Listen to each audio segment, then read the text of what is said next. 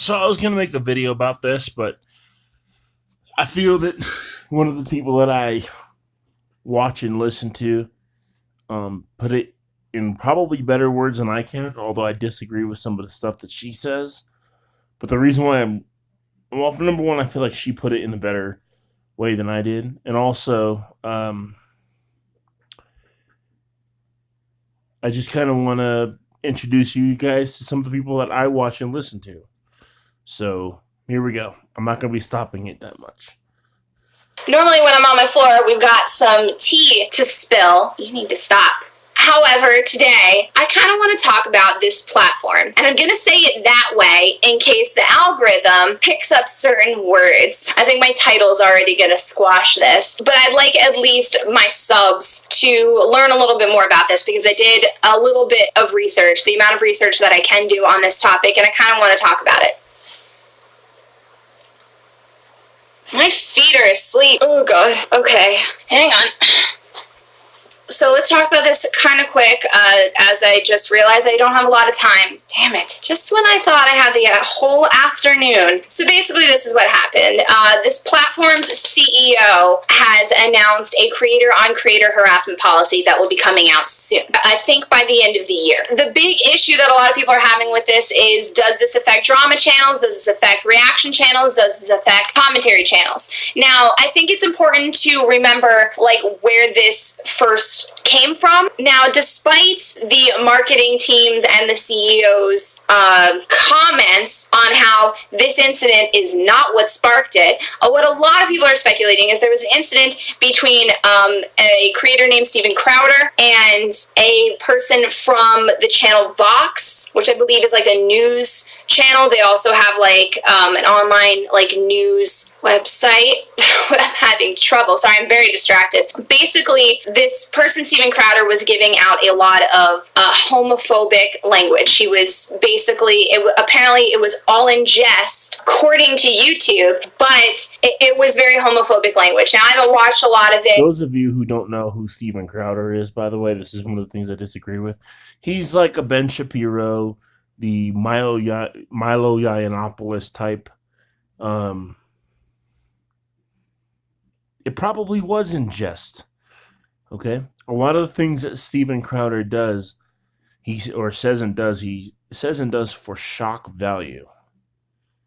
Basically, you say outrageous things, you get the attention, and then as you get the attention from people, then you start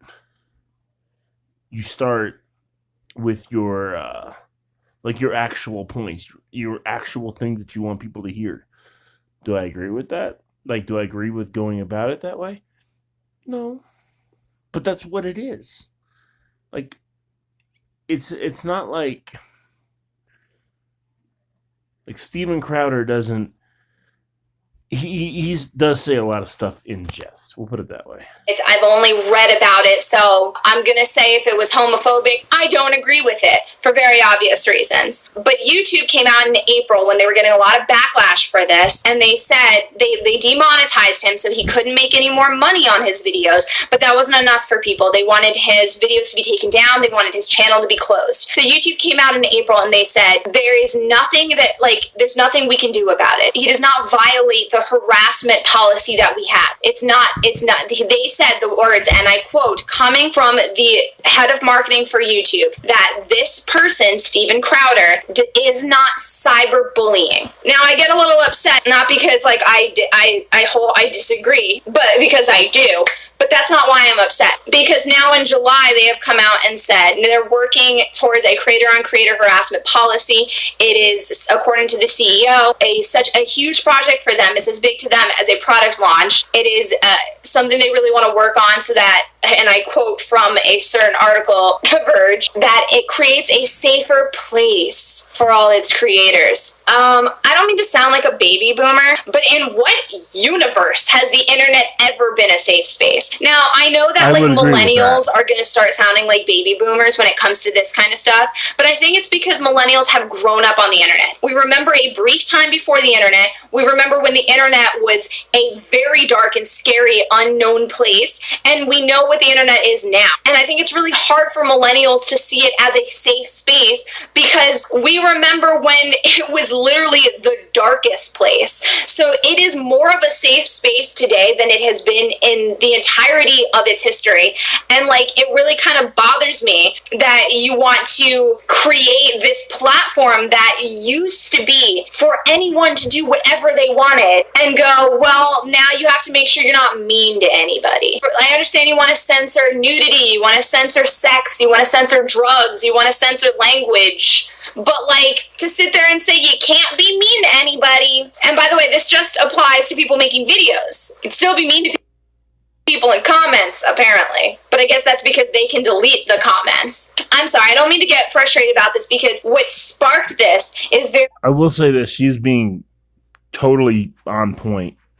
There's not much in this video that I disagree with her about. Very important, right? It does really bother me that this person was using homophobic language and YouTube was looking at it and going, sorry, nothing we can do. But YouTube has a tendency to overcorrect. Thing is, though, is you can't be offended by stuff like that. Even if, let's just say Steven Crowder was right. Or not right, but let's just say Steven Crowder was being for real. He wasn't being kidding. Or he wasn't being kidding. Wow, I can't talk today. He wasn't kidding. He was being for real. Let's just say that. So what? People call people shit all the time. People call me all kinds of names. First off, if you're making videos here on YouTube, you're going to have haters. People are not going to like you. Not everyone here is going to like you. This is not a friendly platform. Deal with it. Deal with it. Accept the hate. Allow the hate. This is not why I did this video yesterday, by the way, the mean things, but it does tie into it. Most of the people who commented on the video, cool with you guys. There's one that doesn't like me, but that's okay. He's not censored. He can come here anytime he wants and tell me he thinks I'm a jerk or you know, that I'm a fat loser. I live in the basement with my mom. See? There's all kinds of stuff. This is YouTube, though. It's not a nice place. You can't be censoring what people say. That's just true. That's just what it is. They have a tendency, oh my god, I used their name like that. Oh, I thought I wasn't going to use their name. Oh well. They have a tendency to overcorrect. You know what I mean? Remember Adpocalypse 1 and 2? True. You know the copyright strike system? They have a tendency... Well, the copyright strike system is broken. We all know this. It's broken. It gives all the advantage to the person making the claim and none to the creator. We all know this. Because it is so hard for them to monitor everything, to do a blanket statement that covers their ass, but makes it very difficult on creators. So my only concern is this one phrase I've been seeing float around quite a few articles, and that's moderate language. And what's really frustrating to me about that is that sounds like a heavy amount of censorship. It sounds like that is literally the language of censorship. We're gonna moderate your language. Like they become such a big platform at this point that it's like literally look at the I mean, if you really want to, you know, drive this point home, just scroll up to the top of this comment section. What do you see? You see YouTube telling people to be nice to each other. Watch the comments. Make sure they don't violate the community guidelines. Yeah. Kind of really difficult because there's really nowhere else that a lot of us can go to be creating the same things. Even if money wasn't the issue, because it isn't for me. I don't make money on this platform, but where else would I go? You know what I mean? If there is an ability to abuse the system, Chantal is going to use it. Sure. I don't know about Amber. quite honestly. And if you're new to this video and you don't know the people I normally talk about and normally make commentary on, I feel like you'd be a little confused, but I'm gonna assume based on what this video is about, it's probably gonna get squashed and only my subs are here watching. So hi subs. But honestly, if there is a way to abuse the system, people are going to use it. So those are my concerns. My concerns are censorship, my concerns are overcorrection, and my concerns are abuse of the system. What this platform typically does from a business standpoint is they're very concerned about their image, because I guess quite honestly when it comes to this platform, their image has a lot to do with, well, their business does, which is why they respond very quickly to things. They respond to their most popular creators very quickly. It's why a lot of popular creators have like a person from the platform they work with. I don't know if you know this, but there's a lot of bigger creators. If you have like 1 million to 2 million, I've seen people with 500,000, they have like a direct contact with someone from YouTube and they talk to them, and like when something goes on, they talk to them directly. So they're talking to the platform directly. Their image is very important to their business, so they kind of overcorrect and they kind of try to cover their asses a lot. And I think it does get in the way of what this platform used to be based on. However, it is still a business. I mean, what are you gonna do? It's still a business. Now, all that being said, all my concerns being expressed, we have no idea what this means. In true this platform fashion, in true YouTube fashion, they are covering their asses. And I absolutely think they're working on this policy. However, I don't think they have the policy even partly fleshed out, because they've released nothing. Now, obviously, it has a lot to do with a level of secrecy. You're not going to share everything if you don't have it all fleshed out. But it's just interesting to me that, like, in the wake of this Vox versus, Steven Crowder nonsense, that they come out and say, well, I don't know if we can do it. Okay, we demonetized. All right, we took a bunch of his videos down. All right. We are going to fix this whole problem for everyone on the platform later. But we promise it's getting fixed. You know what I mean? They just kind of try to cover their asses. So we don't really know what it entails. And if it is something to prevent situations like the Vox situation, then I don't think channels like mine or reaction channels or commentary channels or even T channels will be very affected. However, we really don't know, because as the YouTube CEO has stated, it is all about context. It would really upset me if a counter narrative were no longer acceptable on this platform, because it's considered now a blanket form of harassment. But I'm really going to put my faith in this platform despite any of their history, and hope that context is incredibly important to them, and I hope that they don't put a policy in place that can be abused like the copyright system, which, by the way, can still be abused. So there's that. I guess I'm just a little frustrated because if you silence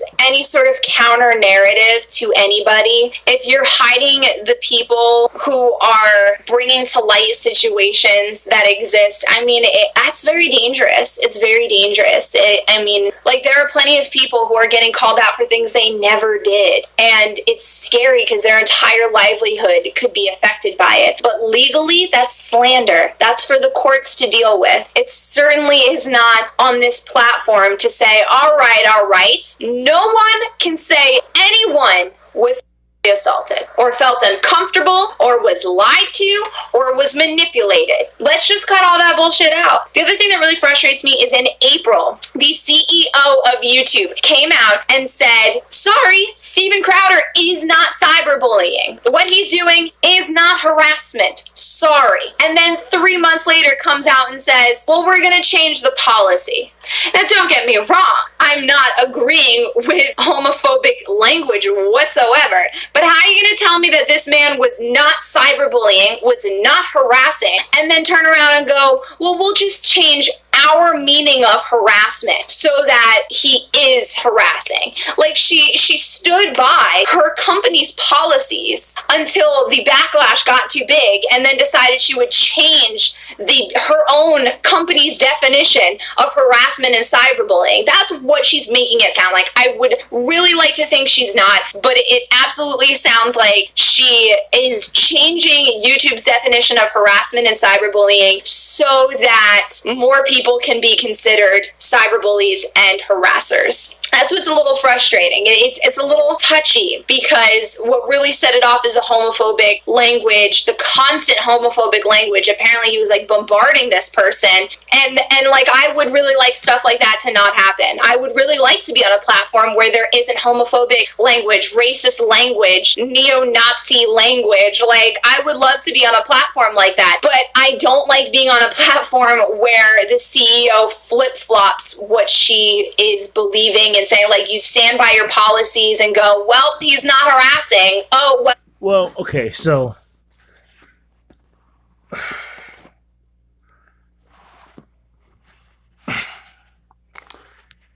you know, that'll be a whole separate video that I make about throwing terms like neo-Nazi around. So I'm just gonna let that one go. Be a whole separate video. when we change the meaning of harassing, then he'll be harassing. Like, that's what's frustrating to me. And yes, it could affect a lot of us coming on here and talking about other creators. It could. I don't know that it will. We don't know that yet, and it won't happen until the end of the year. But I'm far more frustrated in YouTube's handling of public situations than I am in their creator-on-creator harassment policy throw-out name. Like, it's just a name at this point. There's literally no other information about it. So that's it. I talked for way longer than I meant to, but I felt like I needed to kind of get it all out. I am absolutely not supportive of so much language and so much that goes on this platform. And it really hurts me to say this. There is a limit to censorship where I think it is completely unjustified. And it's a private business. They can censor as much as they want in their private business. It just changes my perception on a private business. Like the copyright strikes, the cleaning up people's language and content for ad revenue. Like, you're already censoring so people can't say you're already censoring so people can't smoke weed, even if it's legal in the place that they're in. You're already squashing so many people in the algorithm who talk about the platform itself. It's becoming a lot of censorship. So to hear that, like, hey, what you might be doing might be considered harassment, and when it's a commentary on a counter narrative, or even when it's just like a fun little roast of someone's content, like, people do that all the time. Every comedian does it.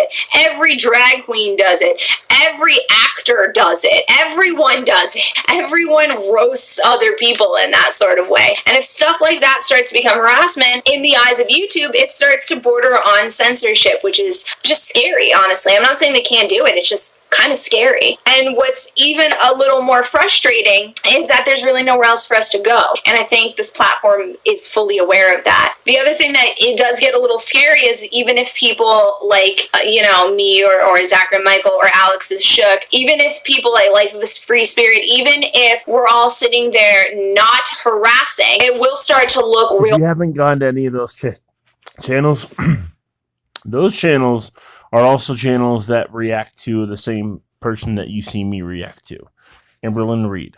I haven't done any reactions to Chantel yet, because I don't know how I want to approach those, but I probably will. I'm not going to become a reaction channel. I just kind of find these fun. Bad when someone from YouTube looks up Amberlynn Reed and sees 35 channels dedicated to her counter narrative. That's when it could start bordering on harassment. So we all just have to be a little more careful. Maybe we'll have to come up with some code words so that people in the community are aware of what they're looking for, but YouTube isn't. Maybe we'll do that. In the meantime, let's keep up the counter narrative, because no one can tell me that I can't talk about that. So, and I do have a question for you when it comes to my giveaway, and it'll be at the end of that video. So I will see you guys next time. I gotta go. Sorry for rushing the ending. Love you. Bye. Put out all this art, it's my only medicine, yeah. Everything I do, I'm just being genuine, yeah. I'm sick of being screwed, feel my own adrenaline, yeah. I do just what I do, and I hope you let me in.